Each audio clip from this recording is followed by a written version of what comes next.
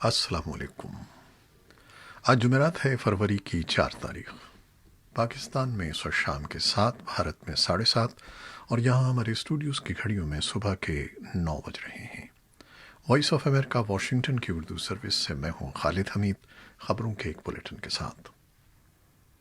America के सदर जो बाइडन आज जुमेरात के रोज़ महकमा खारजा के दौरे के मौके पर खारजा पॉलिसी से मुताल्लिक़ अपने ख्यालात का इजहार करेंगे। इम्कान ज़ाहिर किया जा रहा है कि वो अपने खिताब में अमेरिका की मुखालिफ क़ुव्वतों बशमूल चीन, शिमाली कोरिया, रूस और ईरान से मुताल्लिक़ अमेरिका की नई हिकमत अमली के बारे में मुफस्सल खाका पेश नहीं करेंगे, ताहम तवक्को की जा रही है कि वो आलमी चैलेंजेस का सामना करने के लिए अपने इत्तेहादियों के साथ मिलकर काम करने के अज़्म का इजहार करेंगे। व्हाइट हाउस की प्रेस सेक्रेटरी जेन साकी ने बुध को ब्रीफिंग में कहा कि जो बाइडन खारजा पॉलिसी की जुज़ियात के बजाय वसी तर पैराए में बात करेंगे। उनका कहना था कि सदर बाइडन समझते हैं कि चीन के मामले पर उन्हें इत्तेहादियों के साथ मिलकर काम करना चाहिए। महकमा खारजा के तर्जुमान नेड प्राइस ने भी एक प्रेस ब्रीफिंग में इसी तरह के ख्यालात का इजहार किया। वॉइस ऑफ अमेरिका की तरफ से पूछे गए एक सवाल के जवाब में अमेरिका के वज़ीर ख़ारजा एंटनी ब्लिंकन ने गुज़श्ता हफ्ते सहाफ़ियों को बताया था कि अमेरिका और चीन के दरमियान ताल्लुकात बहुत अहम हैं। हुक्काम का ये भी कहना है कि बाइडन मुतवक्किल तौर पर बहुत जल्द एक एग्जीक्यूटिव ऑर्डर पर दस्तखत कर सकते हैं, जिसका मकसद चीन से सप्लाई का जायज़ा लेकर मद्दे मुकाबिल गैर ममालिक से ख़ास तौर पर कोरोना रिलीफ सप्लाईज पर तवज्जो मरकूज़ करना है। सदर जो बाइडन ने ओहदा संभालने के बाद अमेरिका के रिवायती इत्तेहादियों के अलावा रूस के सदर व्लादिमीर पुतिन समेत मुतअद्दिद गैर मुल्की रहनुमाओं के साथ टेलीफोन पर गुफ्तगू की थी। अमेरिका और रूस ने बुध को ऐलान किया कि उन्होंने जौहरी असलहे की तखफीफ के माहदे में 5 साल की तोसी कर दी है, जिसका मकसद जौहरी असलहे के ज़खायर रखने वाले 2 बड़े ममालिक में असलहे के फैलाव पर काबू पाना है। वज़ीर ख़ारजा ब्लिंकन का एक बयान में कहना था कि रूस से अमेरिका को जिस तरह के चैलेंजेस का सामना है, उन पर हमारी गहरी नज़र है। उन्होंने मज़ीद कहा कि मुखासमत पर मबनी इक़दामात, इंसानी हकूक़ की पामाली जैसे मामलात में अमेरिका रूस को जवाबदेह ठहराने पर काम करेगा। म्यांमार में फ़ौजी बगावत पर अमेरिका ने बुध को अपने रद्द-ए-अमल में कहा था कि उसको उन इत्तलात पर परेशानी है कि म्यांमार में माज़ूल रहनुमा आंग सान सूची पर फ़ौजी बगावत के बाद फ़र्द जुर्म आयद कर दी गई है। महकमा खारजा के तर्जुमान नेड प्राइस ने प्रेस ब्रीफिंग में कहा कि हम ऐसी इत्तलात से बाखबर हैं कि म्यांमार में स्टेट काउंसलर आंग सान सूची और सदर विन मिंत पर जराइम के मुर्तकिब होने के इल्ज़ामात आयद किए गए हैं। नेड प्राइस ने कहा कि अमेरिका को म्यांमार में सामने आने वाली सूरत हाल पर तशवीश है।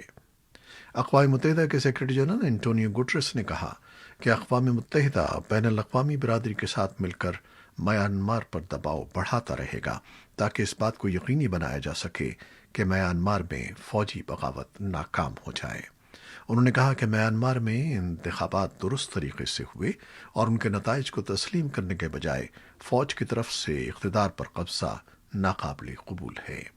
सेक्रेटरी जनरल गुटरेस ने यह बात बुध के रोज़ अखबार वाशिंगटन पोस्ट से ऑनलाइन बातचीत के दौरान कही। उन्होंने उम्मीद जाहिर की कि म्यांमार में जमहूरियत बहाल होगी।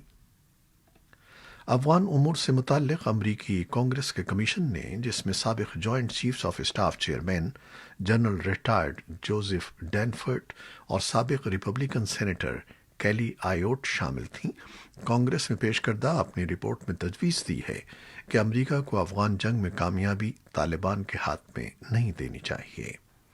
जनरल रिटायर्ड डैनफोर्ड ने सहाफ़ियों से बातें करते हुए बताया कि मज़कूरा रिपोर्ट सदर जो बाइडन के मुशीरों के अलावा अमरीका के नुमाइंदे खुसूसी बराए अफ़गान मुफ़ाहमत ज़ल्मे खलीलज़ाद से भी शेयर की गई थी और उन्होंने इसे मददगार करार दिया है।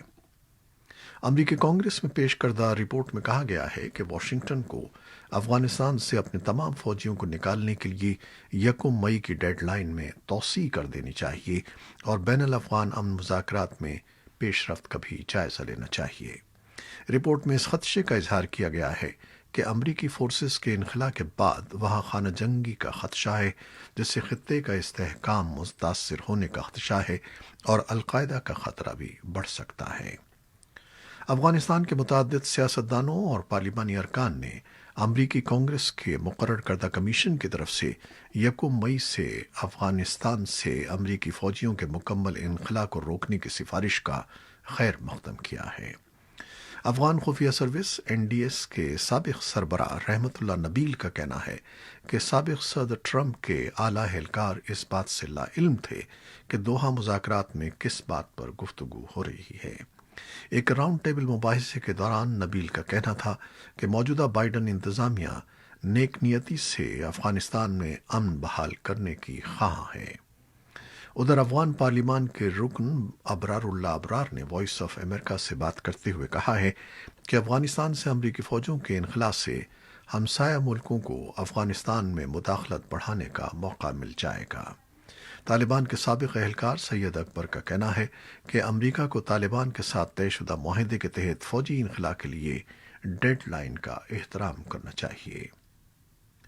افغانستان سے ملحقہ قبائلی ضلع شمالی وزیرستان کے مختلف علاقوں میں ایک بار پھر دہشت گردی اور تشدد کے واقعات میں اضافہ دیکھنے میں آیا ہے۔ بدھ اور جمعرات کی درمیانی شب نامعلوم عسکریت پسندوں نے ایک پولیس چوکی پر راکٹ داغے، جبکہ ایک روز قبل ایک جھڑپ میں 2 سیکیورٹی اہلکاروں سمیت کئی افراد ہلاک ہوئے۔ ہلاک ہونے والوں میں 4 مبینہ عسکریت پسندوں میں 2 اہم جنگجو کمانڈر شامل ہیں۔ ادھر شمالی وزیرستان میں جون سن 2014 کے وسط میں فوجی کارروائی سے متاثرہ درجنوں قبائلیوں نے پشاور پریس کلب کے سامنے مظاہرہ کیا۔ پاکستان کی پارلیمنٹ میں حکومت اور حزب اختلاف کے درمیان جاری محض آرائی کے ماحول میں 26ویں آئینی ترمیم پیش کر دی گئی ہے۔ تحریک انصاف کی حکومت کی جانب سے متعارف کردہ اس ترمیمی بل میں سینٹ کے طریقہ انتخاب کو تبدیل کرنا تجویز کیا گیا ہے۔ حکومت کہتی ہے کہ وہ سینٹ انتخابات کا اوپن بیلٹ کے ذریعے انعقاد چاہتی ہے تاکہ ہارس ٹریڈنگ کا خاتمہ ہو سکے۔ تاہم حزب اختلاف کا کہنا ہے کہ حکومت اگر سنجیدہ ہے تو صرف سینٹ انتخابات نہیں بلکہ انتخابی اصلاحات کا جامع قانون لایا جائے۔ انسانی حقوق کے لیے اور سماجی انصاف کے لیے کام کرنے والے ایک غیر سرکاری ادارے سینٹر فار سوشل جسٹس کی حالیہ رپورٹ میں کہا گیا ہے کہ پاکستان میں توہین مذہب کے کیسز کی تعداد میں تیزی سے اضافہ دیکھا گیا ہے۔ گزشتہ سال کے اختتام پر 200 افراد کے خلاف ان الزامات کے تحت مقدمات قائم کیے گئے، جو قانون میں 1987 میں کی جانے والی ترامیم کے بعد سب سے بڑی تعداد ہے۔ ایک جانب سول سوسائٹی ان قوانین کا غلط استعمال روکنے کے لیے آواز بلند کرتی آئی ہے، تو دوسری جانب حکومت توہین مذہب کے قوانین کے غلط استعمال سے انکاری ہے۔ حکومتی عہدیداروں کا کہنا ہے کہ رپورٹ میں غلط تحقیق کے ذریعے نتائج اخذ کیے گئے ہیں۔ امریکہ کے وزیر دفاع لائیڈ آسٹن نے پینٹاگون ایڈوائزری بورڈ کے سینکڑوں ارکان کو رواں ماہ استعفیٰ دینے کا حکم دیا ہے، جو پینلز کے وسیع تر جائزے کا حصہ ہے۔ اس اقدام کے تحت ایسے متعدد افراد کو فارغ کر دیا جائے گا جنہیں ٹرمپ انتظامیہ کے آخری دنوں میں تعینات کیا گیا تھا۔ سابق قائم مقام وزیر دفاع کرسٹوفر ملر نے اپنے عہدے کے آخری 2 مہینوں کے دوران متعدد دیرینہ ارکان کو دفاعی پالیسی، صحت، سائنس اور کاروباری بورڈ سے ہٹا دیا تھا اور ان کی جگہ سابق صدر ڈونلڈ ٹرمپ کے حامیوں کا تقرر کیا گیا تھا۔ ان میں سے 30 سے زیادہ افراد کو اب استعفیٰ دینے کو کہا جائے گا۔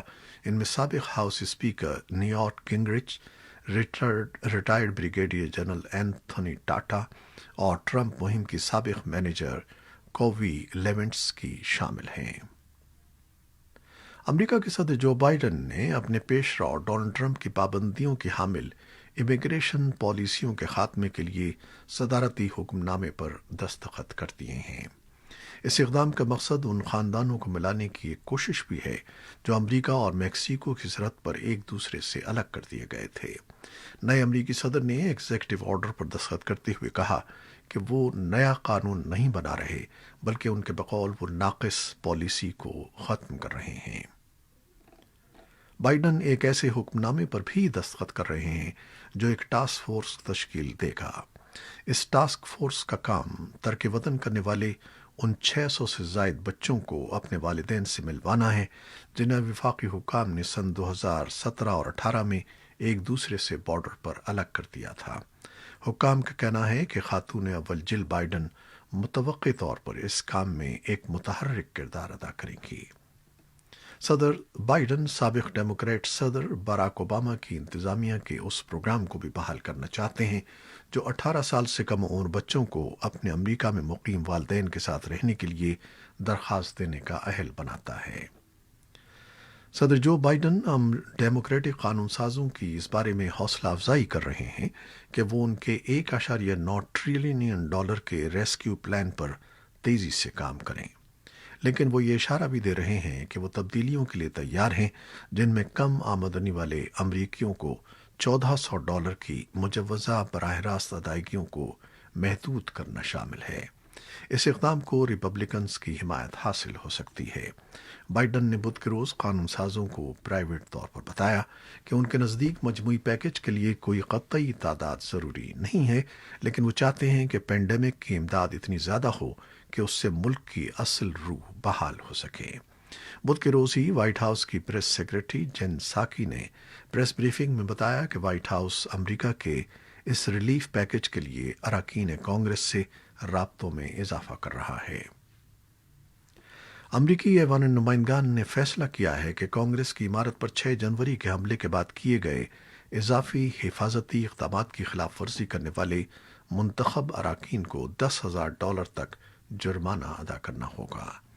اس سلسلے میں ایوان نے منگل کی شام میں ایک ووٹ کے ذریعے فیصلے کی منظوری دی کہ پہلی بار سیکیورٹی اسکریننگ کے اقدامات کی پابندی نہ کرنے پر کسی بھی ممبر کو $5,000 کا جرمانہ ادا کرنا ہوگا، جبکہ دوسری بار ایسا کرنے کی صورت میں جرمانے میں دگنا اضافہ کر کے اسے $10,000 کر دیا جائے گا۔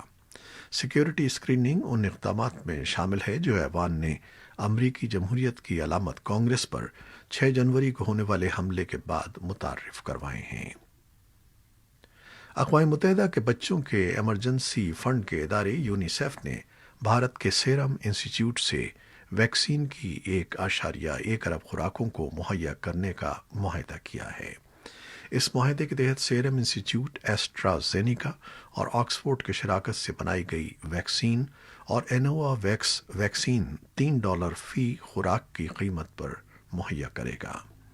یونیسیف ڈائریکٹر ہینریتا فور کے مطابق یہ کوویکس ویکسین کی پہلی کھیپ ہوگی اور اس کے بعد ویکسین کی مزید خوراکیں حاصل کی جائیں گی تاکہ اس سال کے پہلے حصے کی ضروریات پوری کی جا سکیں۔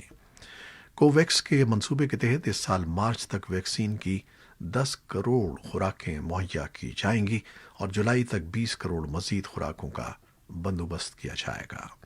چین نے بدھ کے روز اعلان کیا ہے کہ وہ اپنی جانب سے کورونا سے بچاؤ کے عالمی پروگرام کے لیے کورونا ویکسین کی 1 کروڑ خوراکیں ترقی پذیر ممالک کو فراہم کرے گا۔ چینی وزارت خارجہ کے ترجمان وینگ یہ نین نے کہا کہ چین عالمی ادارے صحت کے دنیا بھر میں ترقی پذیر ممالک کے لیے ویکسین فراہم کرنے کے مطالبے کے جواب میں یہ ویکسین فراہم کرے گا۔ تاہم انہوں نے یہ نہیں بتایا کہ چین کون سی ویکسین فراہم کرے گا۔